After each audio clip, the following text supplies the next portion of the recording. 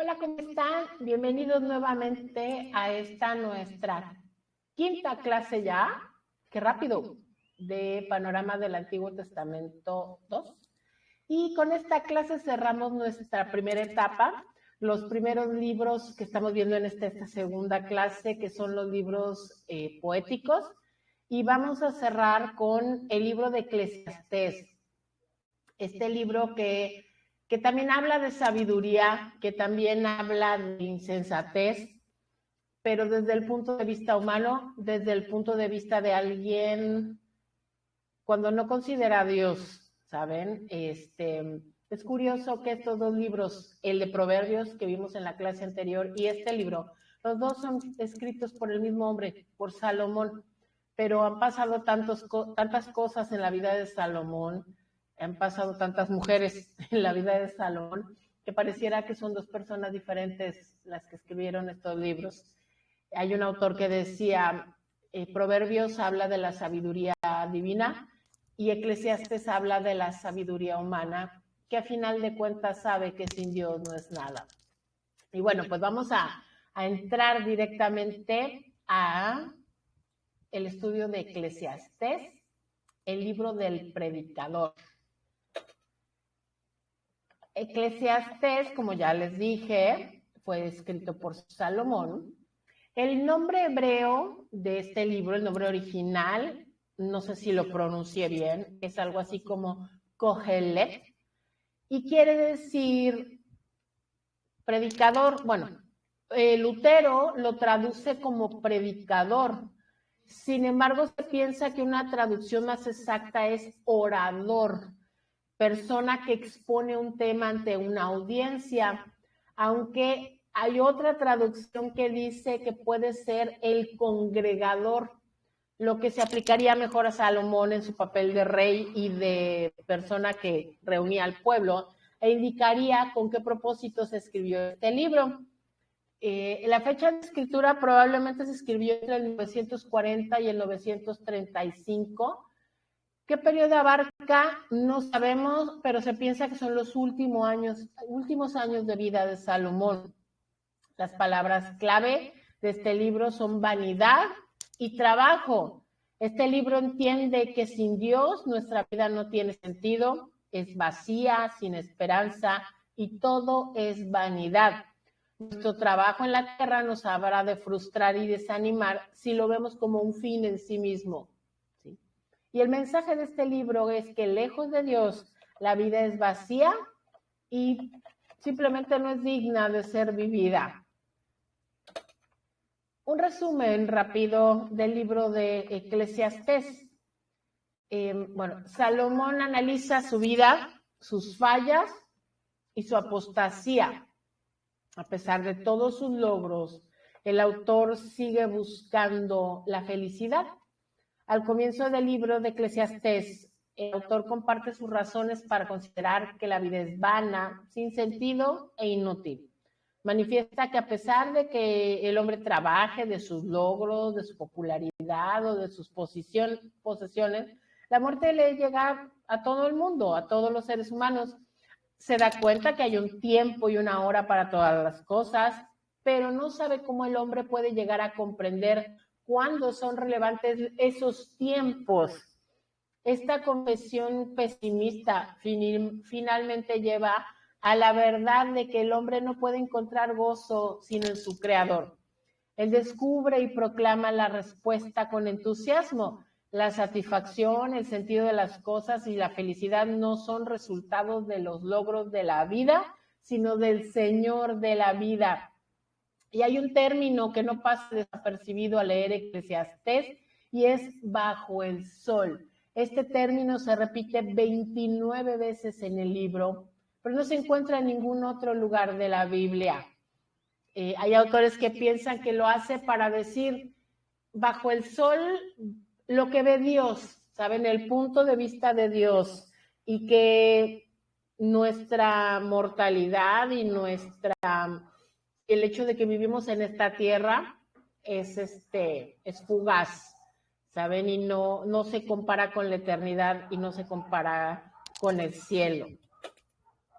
temas principales que toca el libro de Eclesiastés, que si no se incluye a Dios, las metas terrenales no van a producir felicidad. Si las metas terrenales en sí mismas no tienen sentido si Dios no está presente. En cambio, lo que sí va a traer felicidad es una vida totalmente sometida y dedicada a Dios. ¿Saben? El que te afanes en tu vida por conseguir riquezas, por conseguir logros, por conseguir posesiones, y que solo eso sea el sentido de tu vida, te va a frustrar. No vas a ser feliz.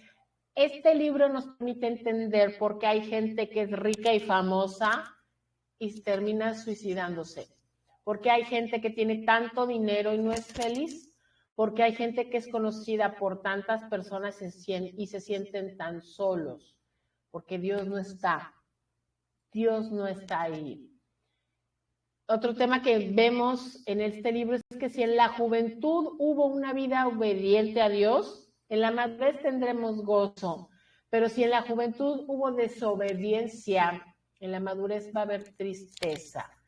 El ser humano, lo ideal es que el ser humano llegue a los pies de Cristo en la juventud, que dedique su vida completa al servicio a Dios. Porque si no es así, y aun cuando después vengas a los pies de Cristo y te arrepientas por tu vida pasada, si no conociste a Dios desde joven, vas a hacer cosas de las cuales te vas a arrepentir. Y vas a hacer cosas que aunque sabes que Dios te las perdona, ya las perdonó, te duelen y te causan tristeza y dices, ojalá no hubiera hecho eso, ojalá hubiera conocido al Señor antes y no hubiera hecho esas cosas que aunque yo sé que ya están perdonadas, están así como espinita, ¿saben? ¿Qué otra cosa nos dice el libro? Cuanto más cerca caminemos de Dios, más conscientes vamos a estar de sus bendiciones en nuestra vida. Obviamente, entre más comunión tengamos con Él, vamos a ver su mano, vamos a poder discernir su mano, su voluntad, su poder, su bendición sobre nuestras vidas. Y entender que hoy podría ser nuestro último día en la tierra y por lo tanto debemos considerarlo como un precioso regalo de parte de Dios. Debemos considerar que Dios nos ama y debemos considerar que no hay gozo, no hay satisfacción, no hay plenitud si no está Dios, si en nuestra vida no está Dios. Las divisiones principales de este libro comienza presentando un problema y ese problema es cómo estar satisfecho y feliz sin Dios. Esto está en los primeros 3 versículos. Y Salomón comienza este libro con una visión pesimista de la vida, porque en el versículo 2 está uno de los versículos más famosos de la Biblia y que curiosamente mucha gente no sabe que es de la Biblia. He conocido gente que piensa que es de algún poema, pero es este versículo que dice, vanidad de vanidades, dijo el predicador, vanidad de vanidades, todo es vanidad. Y nos dice Salomón también, ¿qué provecho tiene el hombre de todo su trabajo con que se afana debajo del sol? Y esa es su pregunta. ¿Cómo puede estar satisfecho con este afán de tanto trabajo? Y empieza a buscar la solución, empieza a disertar respecto a cómo buscar la solución a este tema de vivir una vida feliz y plena sin Dios, sin considerar a Dios, ojo. Y entonces tenemos, por ejemplo, que en el capítulo 1 del versículo 4 al 11, trata de buscar la solución a través de la ciencia. Nos habla del sol, del viento, de los ríos, de cómo toda la naturaleza va y viene y tiene todo un ciclo y no hay nada nuevo. Y todo sigue pasando y sigue pasando y sigue pasando. Y entonces el versículo 11 nos dice, no hay memoria de lo que precedió, ni tampoco de lo que sucederá habrá memoria en los que serán después. Todo va a pasar. Todo es un ciclo y todo va a pasar y a todos se les va a olvidar. No hay nada extraordinario en los ciclos de la naturaleza. Simplemente van a pasar. Después intenta buscarle esta solución a través de la sabiduría y la filosofía. también en el capítulo 1, pero del 12 al 18, y nos dice cómo acumular conocimiento y sabiduría, a final de cuentas solo trae dolor y aflicción. Recordemos que está hablando de conocimiento y sabiduría humanas. El versículo 18 nos dice, porque en la mucha sabiduría hay mucha molestia, y quien añade ciencia, añade dolor. ¿Por qué? Porque el conocimiento, no es que sea malo, acumular conocimiento en sí mismo no tiene un fin. O sea, que el fin mismo sea simplemente acumular conocimiento, no sirve de nada, no aprovecha de nada. No sirve de nada que acumules todos los títulos del mundo solo porque sí, solo porque quieres tener una pared llena de diplomas. ¿Saben? No sirve de nada. Pero además este conocimiento y esta ciencia dice que añade dolor y que hay molestia. ¿Por qué? Ese sí es un dicho que dice que la ignorancia trae felicidad. Yo recuerdo que cuando estaba en la universidad, yo soy ingeniero ambiental, y entonces recuerdo que un maestro nos decía, van a ver conforme van avanzando y vayan entendiendo cómo funcionan las cosas, cómo les va a ir trayendo carga.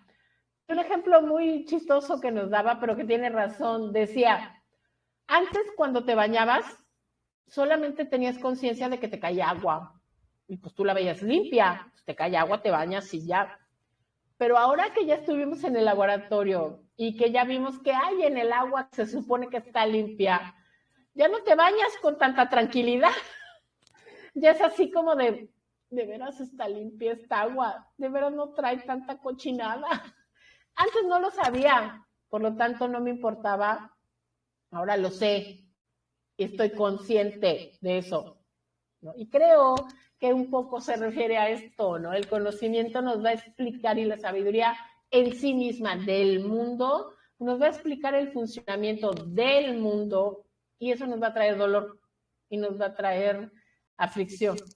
Pero bueno, después nos dice que quiere buscar la solución a través del placer en el capítulo 2 del versículo 1 al 3, y nos enseña que los placeres no traen bien, ¿sí? En el 2.1 dice Salomón, dije yo en mi corazón, ven ahora, te probaré con alegría y gozarás de bienes, mas he aquí, esto también era vanidad.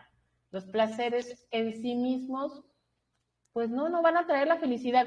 Va a ser un momento agradable, momentáneo, pero no podemos vivir ese momento y no podemos vivir de momentos.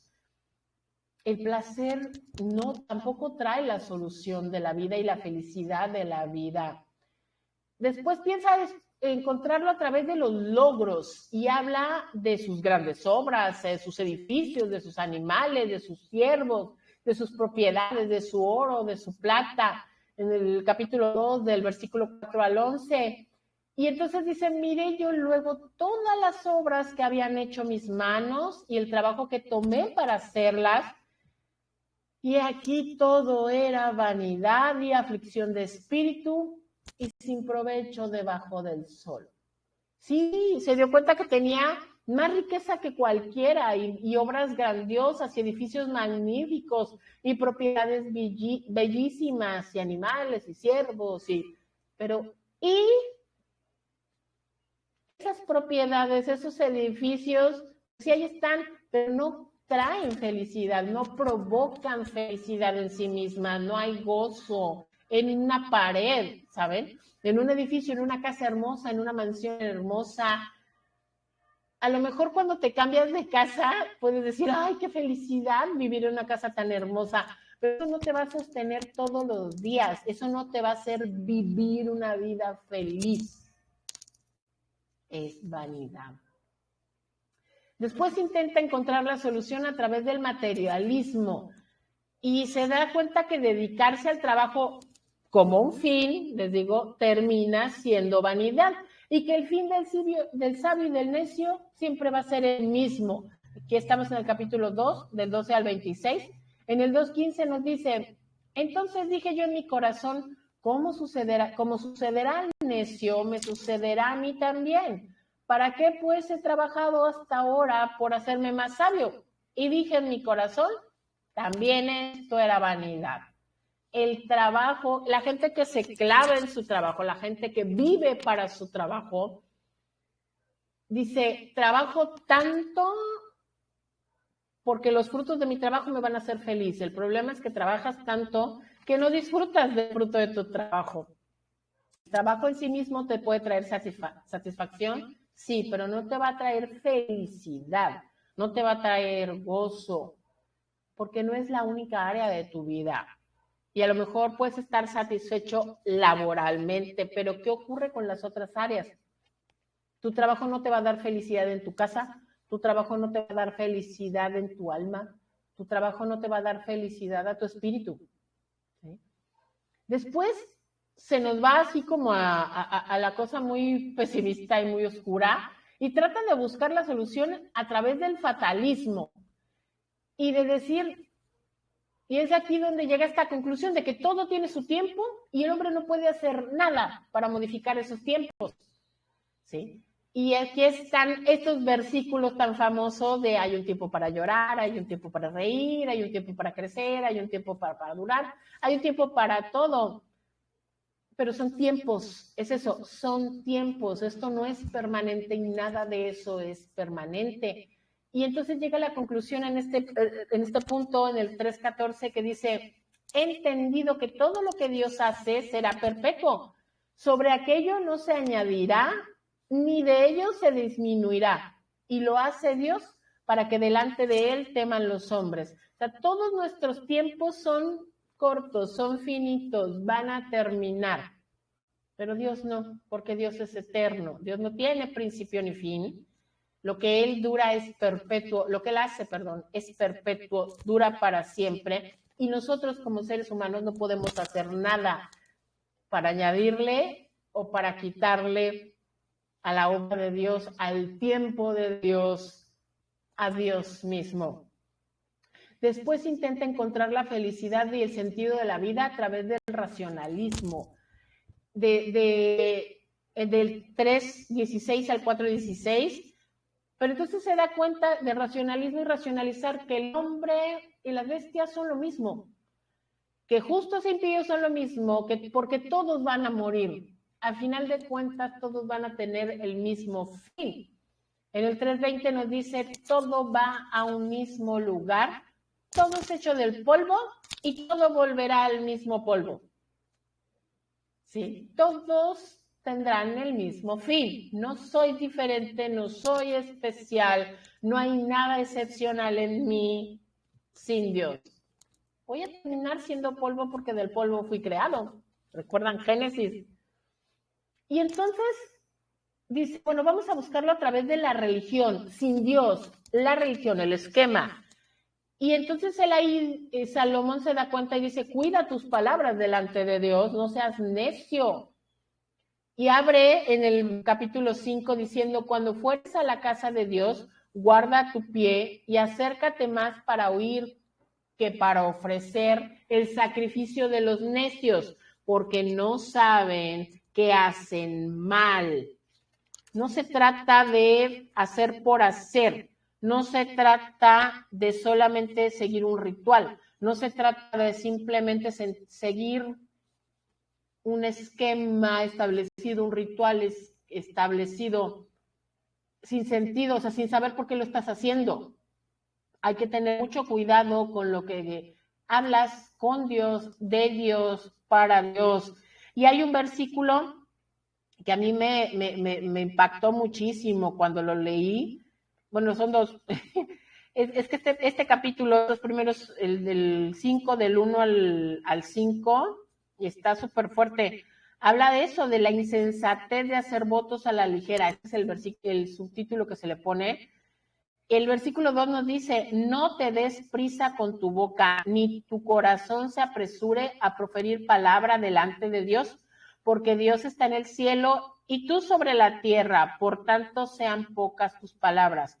No hables necedades y tonterías delante de Dios. ¿Sí? Ten cuidado con lo que dices. Una cosa es derramar tu corazón delante de Dios y otra cosa es simplemente hablar cosas sin sentido y repeticiones y van a palabrería, como decía nuestro Señor Jesús. Ten en cuenta con quién estás hablando.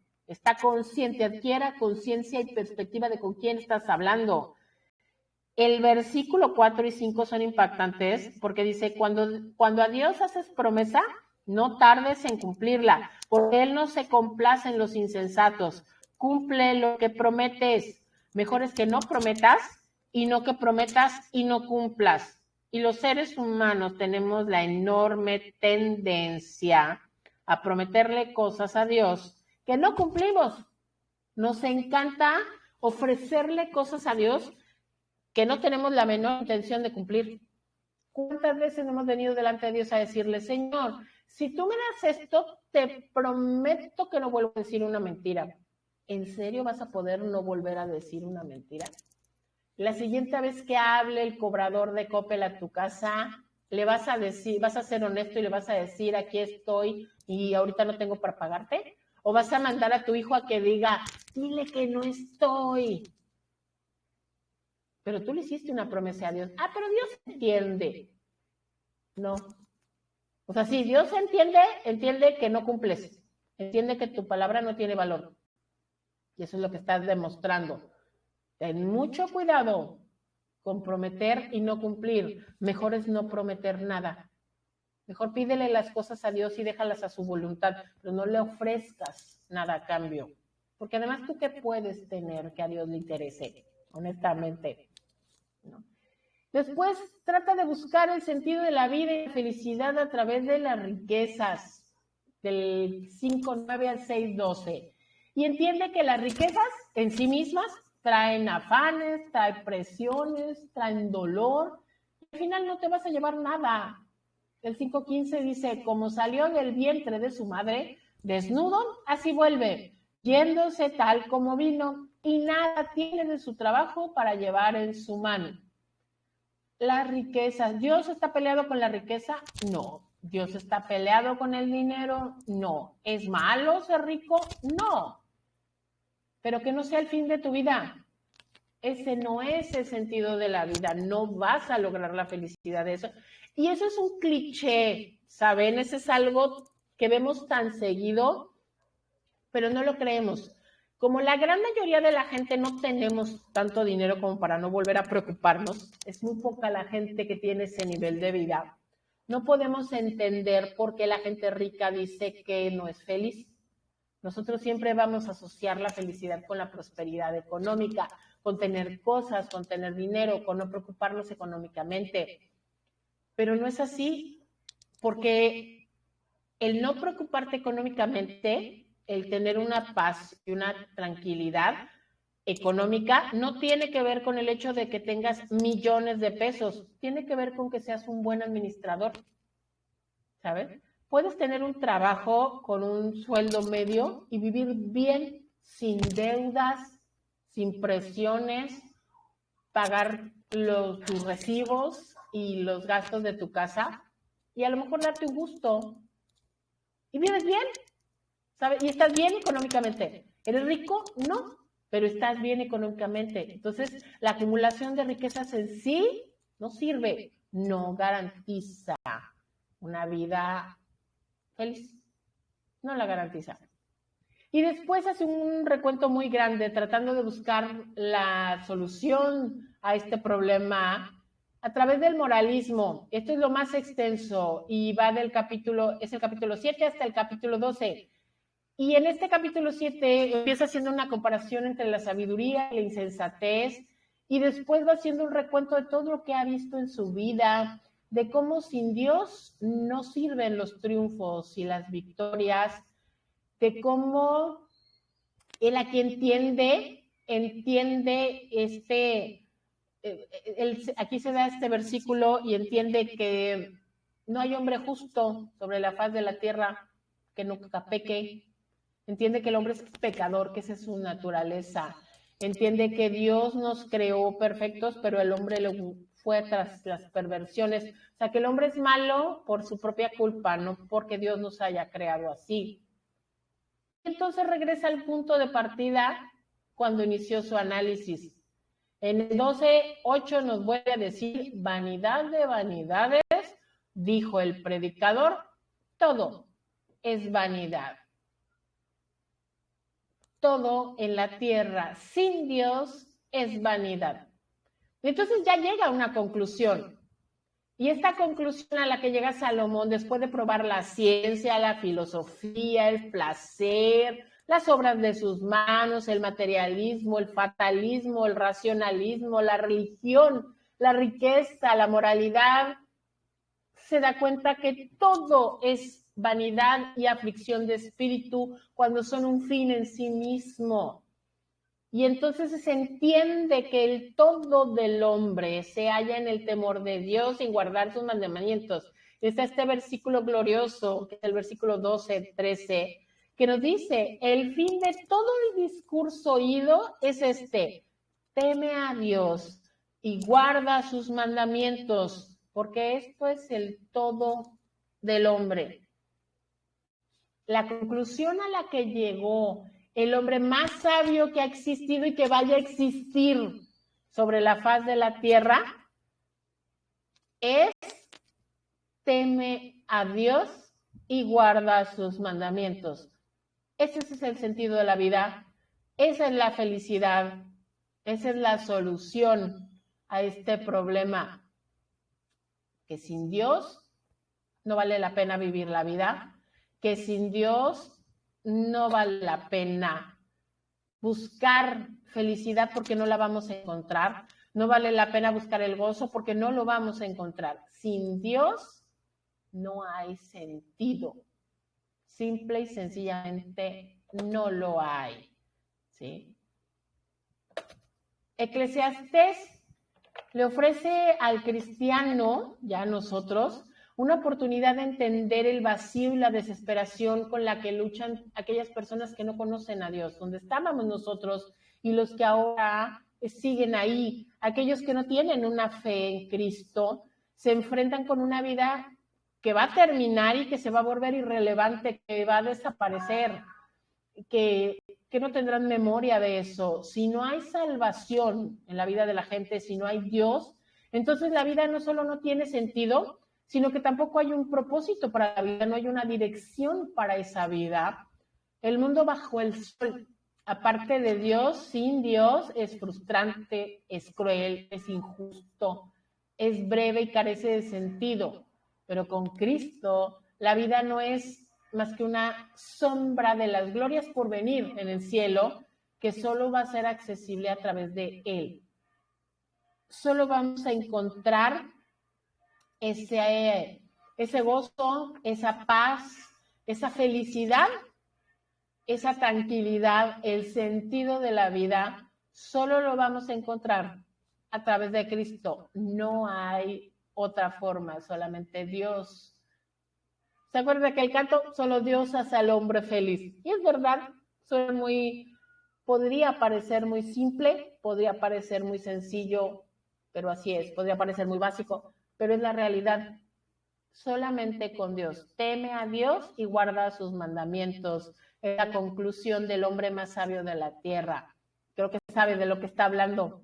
Porque además les digo, este libro Salomón lo escribió después de haberse alejado de Dios, después de haber apostatado, después de haber adorado a otros dioses. Regresa a casa, regresa a Dios y se da cuenta que nada de lo que hizo sin Dios vale la pena. Todo es vanidad. Bueno, pues muchísimas gracias por estar aquí. Les tengo buenas noticias. Hoy no hay tarea. Hoy no hay tarea. Y vamos a terminar la siguiente clase. Ya vamos a estar, espero en Dios, que ya estemos otra vez juntos, así, aunque sea de manera virtual, pero ya al mismo tiempo. Y la siguiente tarea vamos a cerrar nuestros libros poéticos. Perdón, dije que el Eclesiastés cerraba libros poéticos, no es cierto. Perdonen ustedes. Vamos a cerrar los libros poéticos con un poema de amor hermosísimo. Vamos a hablar del Cantar de los Cantares. Espero que estén bien atentos y que vengan con ánimo romántico, porque es un poema hermoso que festeja y que celebra el amor. El amor en una pareja y donde Dios está presente. Pues bueno, cuídense mucho, Dios les bendiga. Y nos vemos en 15 días. Adiós.